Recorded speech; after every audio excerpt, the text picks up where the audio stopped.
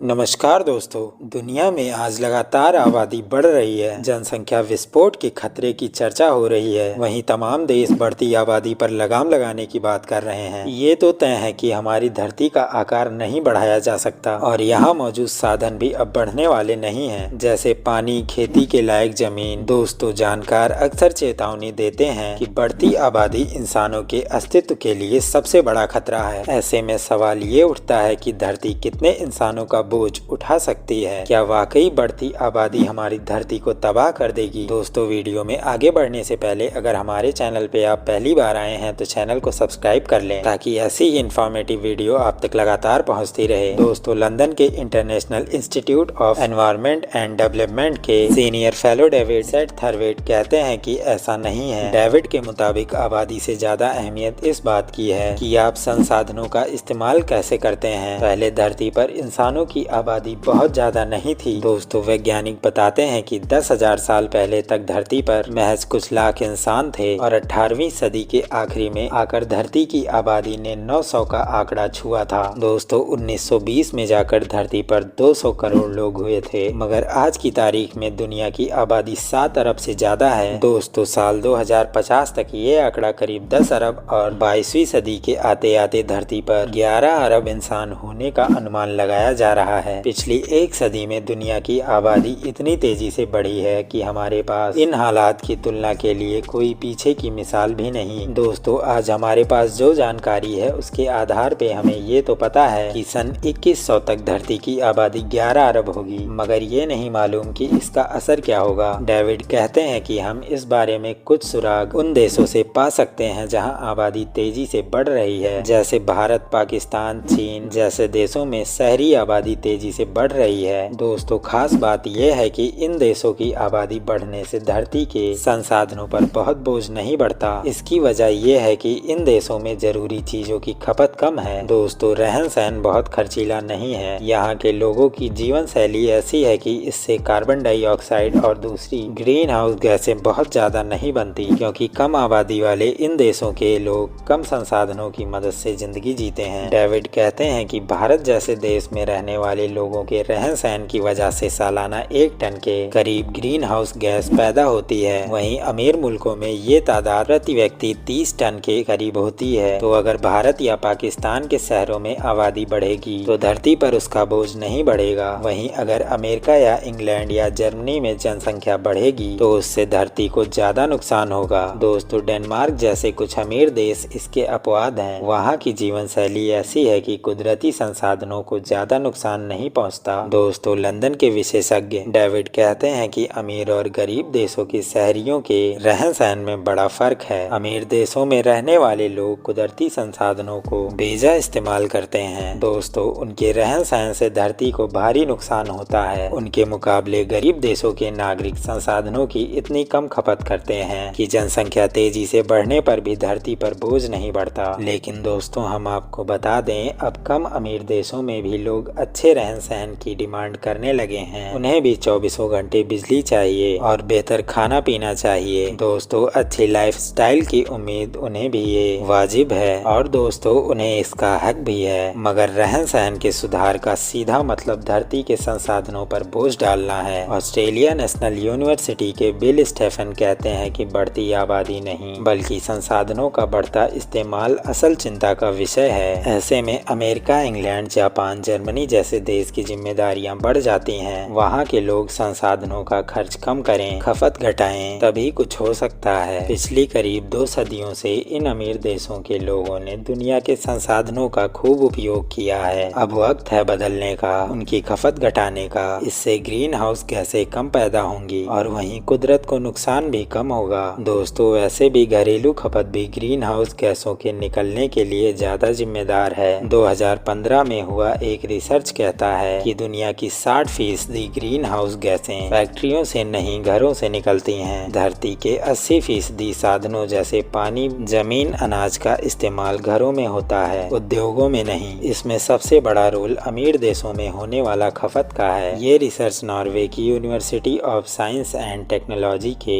Diana Ivanova की अगुवाई में हुई थी। वो कहती हैं कि हर इंसान अपनी गलती मानने के बजाय दूसरे को जिम्मेदार ठहराता है। जैसे अमीर देश कहते हैं कि तेजी से तरक्की कर रहे चीन की फैक्ट्रियों से ग्रीन हाउस गैस निकल रही है। ऐसे में चीन को इसकी जिम्मेदारी लेनी चाहिए। मगर डायना कहती हैं कि चीन में बने माल की खपत तो अमीर पश्चिमी देशों में हो रही है, वहाँ खपत ना हो तो चीन क्यों उन्हें बनाएगा। तो चीन में ग्रीन हाउस गैसों के बढ़ते उत्सर्जन की असल जिम्मेदारी तो अमीर देशों की कभी ना पूरी हो पाने वाली संसाधनों की हवस है। जरूरी है कि अमीर देशों में रहन सहन बदले, संसाधनों के इस्तेमाल कम हो और वहाँ के लोग बाकी दुनिया के प्रति अपनी जिम्मेदारी समझें। फिर भी बिल स्टेफन कहते हैं कि 11 अरब लोगों का बोझ उठा पाना धरती के लिए मुश्किल होगा, इसीलिए जरूरी है कि हम बढ़ती आबादी पर काबू पाने की कोशिश करें, साथ ही आगे चलकर इसे घटाने के तरीके पर भी अमल करें। आबादी बढ़ने की रफ्तार तो अब धीमी हो चली है। 1960 में जनसंख्या बढ़ने की रफ्तार जो थी अब उसकी आधी रह गई है। उस वक्त एक महिला औसतन 4 से 5 बच्चों को जन्म देती थी। आज ये औसत घटकर 2 से 3 के आसपास रह गया है। मगर इस तरह रफ्तार से तो आबादी पर जिस तरह के कंट्रोल की बात कर रहे हैं उसे हासिल करने में सदियों बीत जाएंगे। इतना वक्त इंसान के पास नहीं है। ऑस्ट्रेलिया की एडलेड यूनिवर्सिटी के कोरे ब्रैडशॉ कहते हैं कि कयामत आ जाए और एक साथ 2 अरब लोगों की मौत हो जाए या दुनिया के सभी देश चीन की